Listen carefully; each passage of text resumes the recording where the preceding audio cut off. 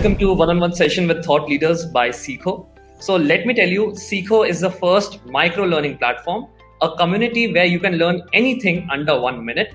So basically, we meet seekers with the knowledge, right? We make them interact. So today we have Rajiv Ryan with us, and he has a profession. He has a decorated professional background and a very strong academic background as well. So let's hear from Rajiv directly here. Rajiv, could you just please introduce yourself for our viewers so that they can get to know you better? Sure, thank you. So hi everyone, my name is Rajiv Ryan, and I've got a total of 8 years of experience in HR and been specifically involved in recruiting and specifically tech recruiting. I have worked with one of the largest tech giants in the world, and I am currently a part of a large tech giant and internet company as well. I currently am involved in hiring senior tech talent with respect to HR. All right, so that's a very crisp, and our audience must already be excited to know and for this, looking forward to this session. So let's not waste any time and let's jump to the Q&A. So let's start with the first question. So Rajiv, according to you, what tips you would give to a budding HR professional, or probably a fresher as well? Like, what would be the top tips that you would give to a person? Cool. So anyone who's starting their career in HR, right? So HR stands for human resources, and if human is there in the human resources. So the first thing I would like to tell anyone who's starting their career in HR is that you need to be really open-minded. You need to be able to network. You need to be able to understand a lot of systems, policies, culture. I personally have had the best learning experience in my initial part of my career. We are mentors both in the company as well as outside the company, learning from, let's say, videos on YouTube and just online material as well. So when you start your career over here, being open-minded and the ability to network is super important. Also, a really important thing is the ability to unlearn and relearn things, because probably you would have learned a few things at college or at university or wherever you come from, but probably the company would work in a little different way, and you'd be used to a new culture, etc. So that's going to be critical for you. Right. So those were the technicals. So what if I ask you the same question, but from a perspective of a beginner? If you want to summarize the role of an HR to a person who doesn't know about HR at all, so how would you summarize it in the most simplest manner? Sure. So you can in the most simplest way would be an advocate. So every HR is an advocate, facilitator, and advisor. So this can be from various perspectives. Like, I'm an advocate for my candidates who are looking for roles. I'm also an advocate for my hiring managers who are trying to get the right talent in. A HR generalist can be an advocate for the employees with respect to solving their issues, making the workplace a much better workplace for them. Improving things and standards at the workplace, etc., etc. So, in short, I would say that HR is an advocate and facilitator, can also be a psychologist, can also be, teacher. There are a lot of ways, but the first word which comes to my mind is advocate. All right. That's a very crisp question. There's a very crisp answer from you, and I believe that beginners can have a better understanding now about the HR role. So coming on to the next question. So how do you direct and drive a positive work environment at your workplace, in your team, and among your peers? Good question. So this is something which probably any company is working towards improving, and the best way to spread positivity is it can start with a simple thing like a smile, right? So making the workplace much more employee friendly, having much more employee friendly benefits and policies. So something as simple as maybe once a week before you start your week, probably on a Monday or a Tuesday. Given that we're all working virtually right now, you can have maybe a video call or a video meeting or whatever, and just have a kind of a fun activity or watch a motivating video together. So that's one method. The second thing is this also has a lot to do with individuals by themselves, right? So everyone has a spot for happiness and has a way to get more positive. So it's finding that spot, but it can be as like, for example, if someone is really interested in cricket as a sport, or let's say badminton, they should play badminton before they start their day, or they end their day while playing badminton. You know, Right. so these kind of things, like once if like you're able to find out about each employee and what is their kind of likings, passion, interest, things which make them happy, and you can build a platform or customize it in such a way that they are able to do these activities either before their job or after their job. That would directly impact the positivity and happiness of the workplace. That's pretty fair enough. That's a great answer from you. So coming to the next question. So while you are recruiting a person, while you are interviewing a candidate, so what are the top traits do you look for? What are the, like, how do you analyze that this person is a good fit for the company? So the first thing you need to look at is culture fit. Every company has their own kind of culture, which things which are acceptable, things which are not acceptable, mission, etc. Second thing you also need to look at is motivation, right? Like, so a candidate may want to interview for various motivations. To just list a few, some maybe an exciting new project, for example, or some maybe that this location I need to relocate back to city X because my family is over there and hence I would like to interview. Some it can be with respect to level and designation, etc. So understanding the motivations of why someone wants to interview is super important. And the third part is obviously the technical skills. When I say technical skills, I'm not referring to technology, but I'm referring to skills or competencies which are needed for the job. Now, the truth be told, you're never going to find somebody who's 10 on 10. It's practically impossible to find someone who exactly fits your bill. But probably someone who can come in and there are things which are coachable and which are learnable as well. So if someone matches, let's say 7 upon 10 with respect to skills, competency, having the culture of your company, having the same vision and motivation, that's good enough to move ahead.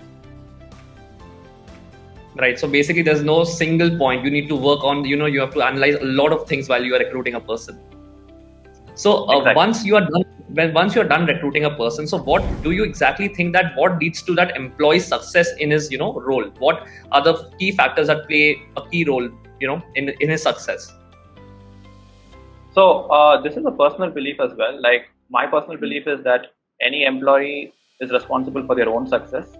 So and yeah, like there are you can do really well in your interviews, but let's say that project is not for you, or like I've landed into something which I was not looking for. Then that's not a problem with the individual, but it's just that expectations were a bit different.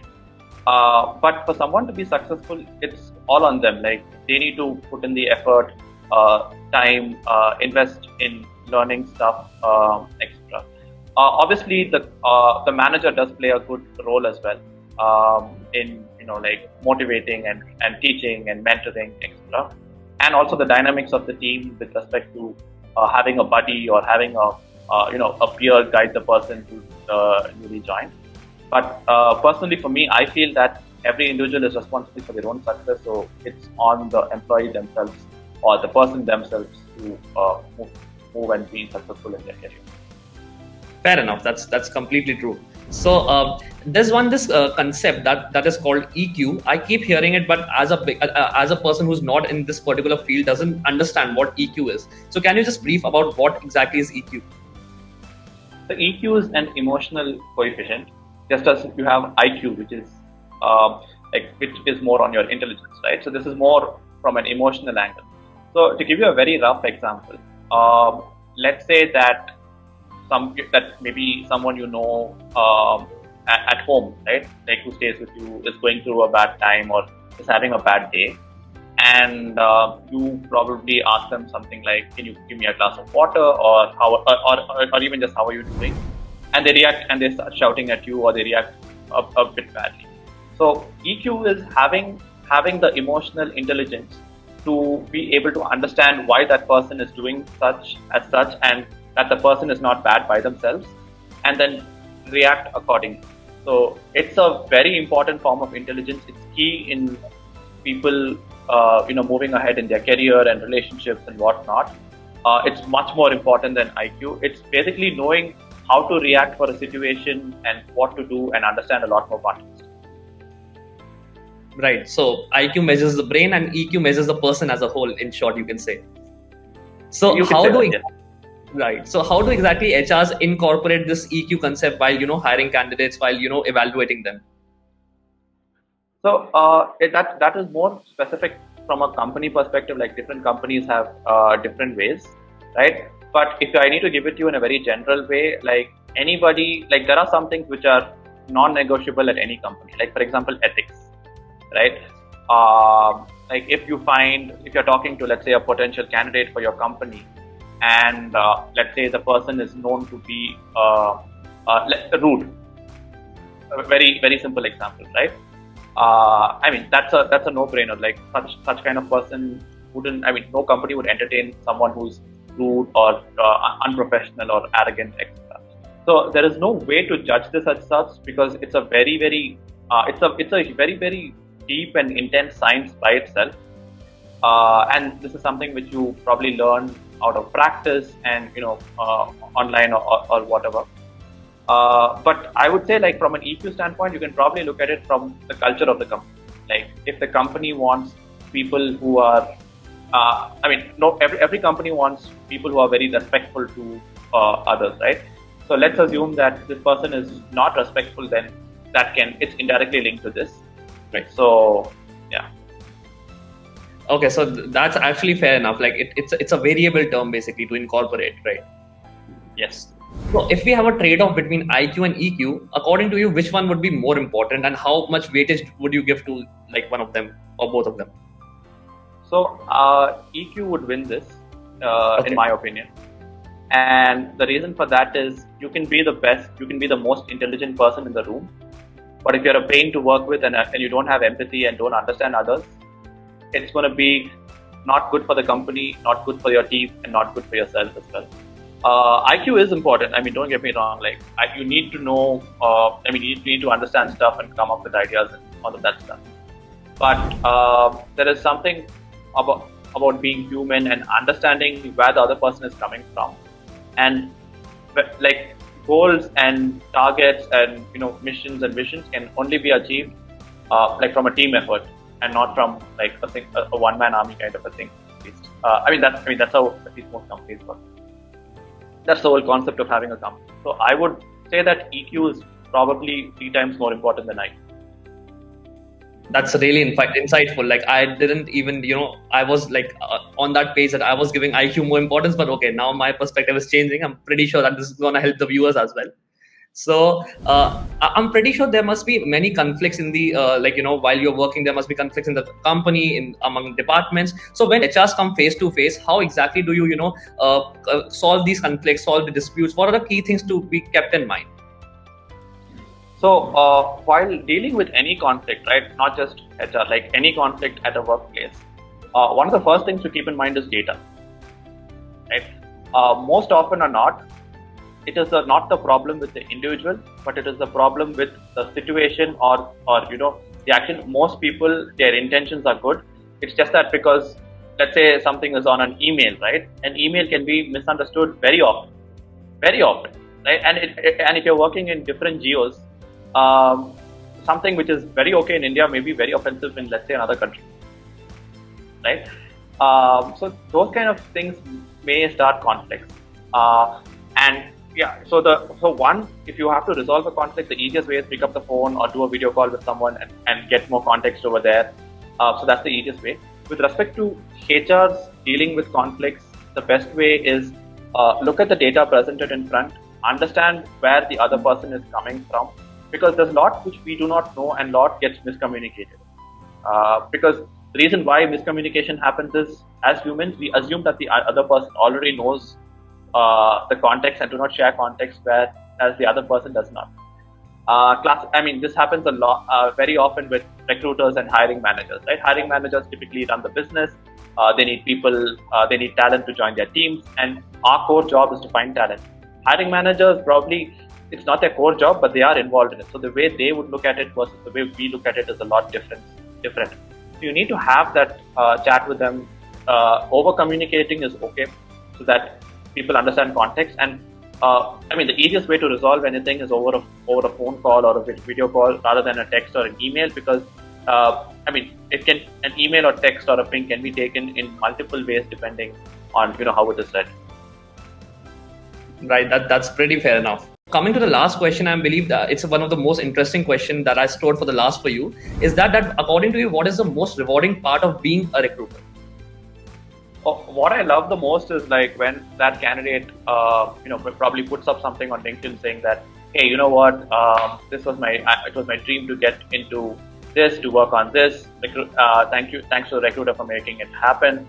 So that's very rewarding. And one of the most beautiful parts of being a recruiter is very similar to that of being, let's say, a doctor or let's say a engineer, right? It's a form of craftsmanship. When you look at the candidate joining the company, making an impact, being happy, his family being happy about it, telling stories about their journey, and let's say when they join and they do something really cool. So giving you an example of an engineer joining and then probably building a product which impacts at a very large scale, that's something pretty cool. It gives you that sense of happiness as well. Personally, when you see that someone join in and make an impact. So that personally for me is like huge. Like that gives me the kick.